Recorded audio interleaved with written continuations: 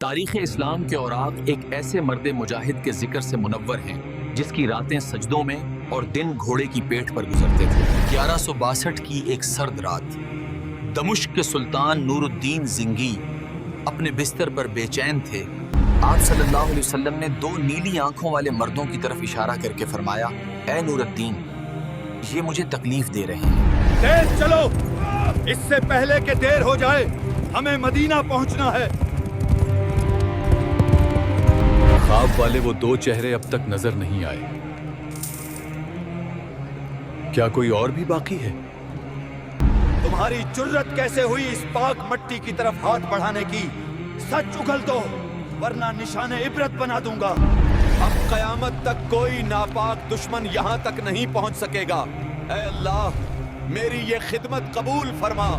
یا رسول اللہ صلی اللہ علیہ وسلم، آپ کا یہ غلام حاضر تھا، میری زندگی کا مقصد پورا ہو گیا۔